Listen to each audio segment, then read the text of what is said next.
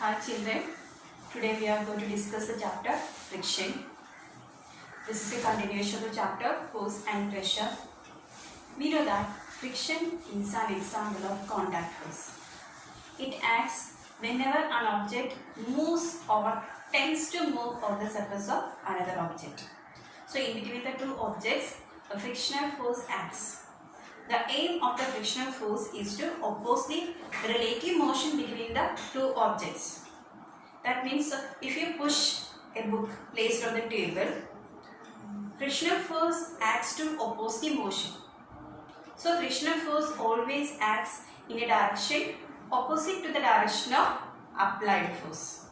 That means if you are applying a force in the left direction, frictional force will be acting from towards the right direction. That is the aim of the frictional force, to oppose the motion. When you are driving a vehicle, or you may have seen that when we apply the brakes, what will happen to the vehicle? Its speed decreases and finally it stops. Similarly, when you hit a ball through the floor, we know that after some time the speed of the ball reduces and finally it stops. We know that to stop an object, a force is needed. Here, which force is stopping this object, stopping the vehicle or stopping the ball? Which force is acting here? The force acting is frictional force. So in our everyday life, frictional force plays a very important role. And what is the reason for frictional force? Why there is a frictional force acting between two surfaces? The reason is that the surfaces having, even if smooth surfaces, when you observe through a microscope, you can see a lot of irregularities. A tabletop, when you touch, you may feel that it is soft. But when you observe through a microscope, it contains, there may be a lot of irregularities. These irregularities are the reason for frictional force. That means two surfaces having irregularities, when they comes in contact with each other, these irregularities will meet. We say that the irregularities interlock. This interlocking of irregularities causes frictional force, and due to this irregularity, this interlocking of these irregularities, the motion is being opposed. The speed reduces, it stops. So this interlocking of irregularities is the reason for frictional force. Then frictional force depends upon some factors. This is not the same for all the surfaces.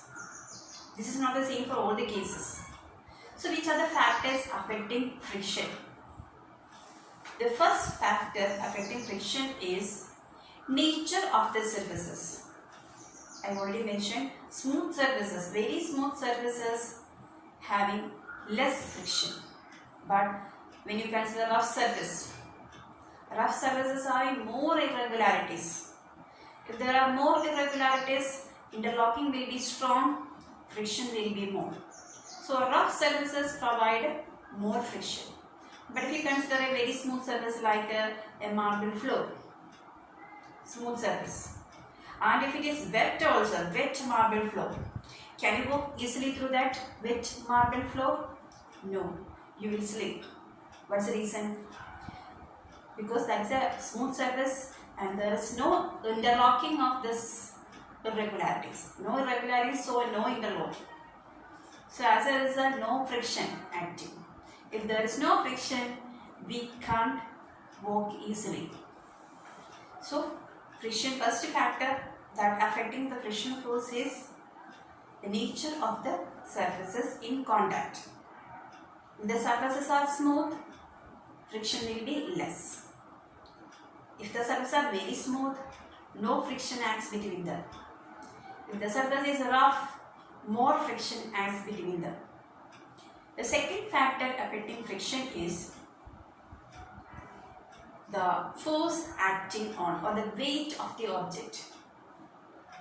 Consider that an activity is given in your textbook, that is, consider a mat placed on the table, placed on the floor. and you can drag it very easily. A mat, dragging a mat is very easy task.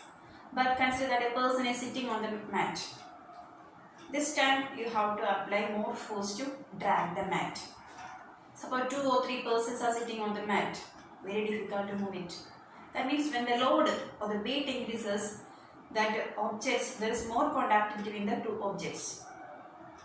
So the second factor affecting friction is the force acting or the load acting on the surfaces.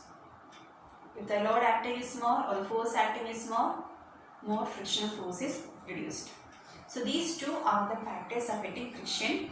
The first one is nature of the surface. Second one is the force or the weight acting on the surface. Okay. There is an activity which proves the dependence of friction on nature of the surface. For that, consider an inclined surface made of a wooden board and keep it on a plain smooth surface. Now, take a torch cell and keep it on the wooden board and release it. We can see that it rolls freely through the plain surface and stops down. Note down the distance traveled by the torch cell. Now place a piece of cloth over the plain surface and do the same activity. This time the torch cell travels only a very short distance and note down the distance travelled. Now spread some sand over the cloth piece and do the same activity. This time the torch cell stops very soon because sand and cloth provides more friction than plain surface. Through the smooth surface, the torch cell travels more distance because it provides less friction. But the cloth, sand, etc. provide more friction because the surface is rough. So friction depends on nature of the surfaces in contact.